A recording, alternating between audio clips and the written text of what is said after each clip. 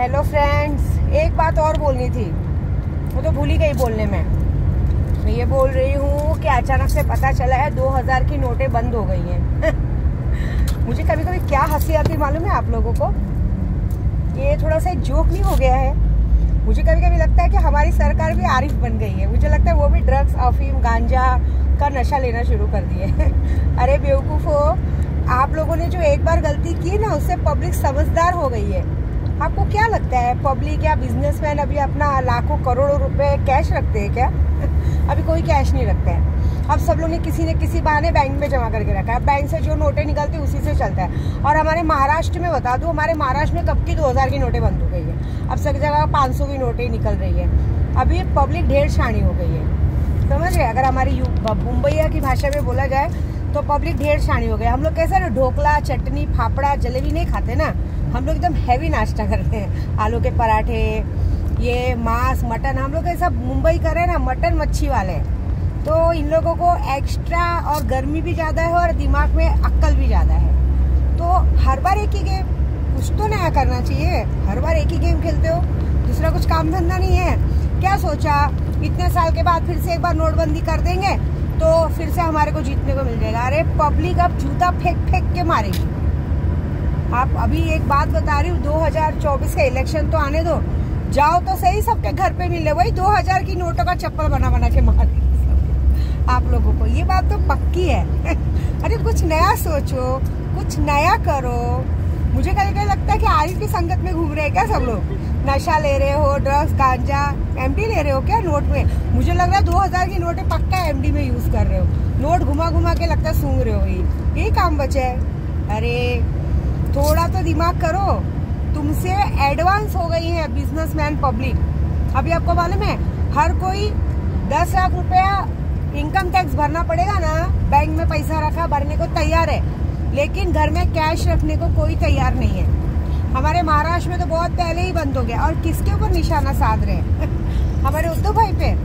अरे उन्हें पैसों की जरूरत नहीं है, पब्लिक का सपोर्ट बहुत है। दिखता नहीं है क्या?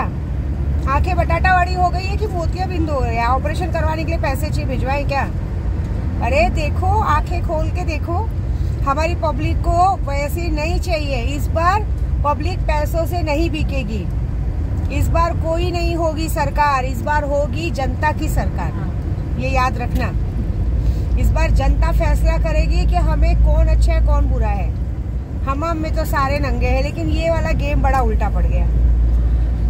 क्या है, हमारी एक बहन है पूनम पांडे दिल्ली में, उन्होंने एक डाला है स्टेटस कि बहुत जोरों से लू चल रही है, बहुत जोरों से लू चल रही है, गुलाबी चेहरे काले पड़ रहे हैं। तो गुलाबी चेहरे काले पड़ रहे हैं। देखिए, ये जो लोग भी ये खेल खेल रहे हैं ना, सत्ता शंका, ये सब बात समझ लो कि अब हमारे में कहावत है, विनाश काले विपरीत बुद्धि।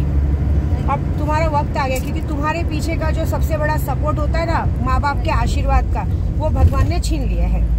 तो अब इसके बाद कुछ भी फायदा नहीं है। ये जो हरकतें की जा रही है, कर रहे हैं, इससे पब्लिक को या किसी को कोई फर्क नहीं पड़ता। अभी मेरी बात ले लो, मुझे क्या फर्क पड़ेगा? मेरे तो सारा बैंक में आता है। मेरे घर में तो 500 रुपए के, मेरे पर्स में 10 रुपए नहीं मिलेगा।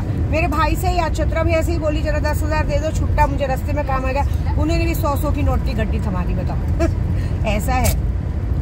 तो एक बात बताओ, नाच ना है आंगन टेढ़ा, ये हो गया है काम तुम्हारा।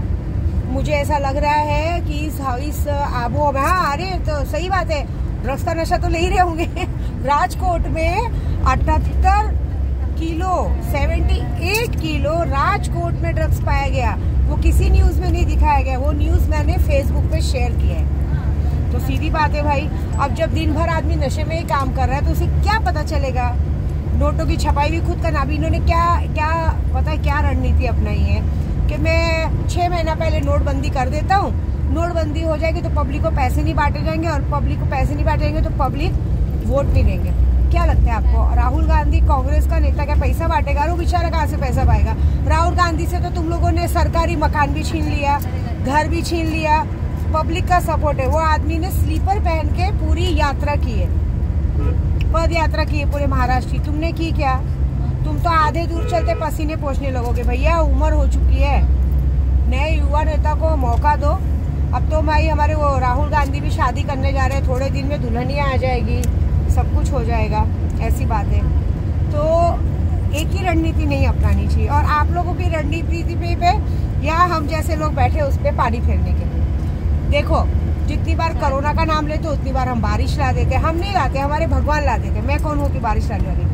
तुम्हारी लड़ाई से भगवान लड़ रहे हैं, ऐसी बात है। तो ये बात भूल ही जाओ। कहीं ऐसा ना हो कि जो रणनीति आप अपना रहे हो वो रणनीति का जवाब तुमको भगवान दे, ऐसी बात है। हमारे बजरंग बली भी ना माताओं के भक्त हैं। माता रानी के मंदिर में जाते हैं ना, तो हर जगह बजरंग बली और काल भैरव की मूर्ति रहती। क्यों? क्योंकि वो माँ की रक्षा करते हैं उनके बच्चे बनके। और ये भारत माँ है, भारत माँ को लूटने आए लोगों को क्या छोड़ेंगे बजरंग बली? इस दुनिया में साक्षात्कार है बजरंग बली, और जिस तरह से तुम जैसों का मुंह काला करने के लिए बजरंग बली। आप देखिए तो सही क्या होगा चमत्कार। बड़ा देखने लायक रहेगा वो रुतबा और वो नज़ारा कि 2024 में कुछ लोग पहनेंगे चप्पलों का हार और कुछ लोगों के सर पे होगा हीरो का ताज। बड़ा मजा आएगा, है ना? तो कहते हैं ना कि वो जो मैं सबके लिए बोलूंगी, क्या बिगाड़ेंगे भला मेरा जमाने वाले, मेरा ख्वाजा मेरा दाता अभी अजमेर में है। तूफान से कह दो कि अपनी औकात में रहे, क्योंकि मेरा दाता मेरा बाबा अभी अजमेर में है। तो मेरे उद्धव भाई के लिए भी यही है कि अगर डर से हम डर गए तो जीतने का क्या मजा। डर से हम डर गए तो जीतने का क्या मजा, और मैदान में जब तक 2-4 खिलाड़ी नहीं हो तो खेलने का क्या मजा। ताओ खेलो, हम खेलने के लिए तैयार है। बस देखते हैं जीत किसकी होती है, ये बात तो पक्की है। मैंने तो सोच के रखा है 2024 में कामाख्या में कम से कम 51 भैंसों की बलि दी जाएगी और उन्हीं के मटन का मांस बना के भेजा जाएगा, है ना? ऐसी बात है। तो बस जय माता दी।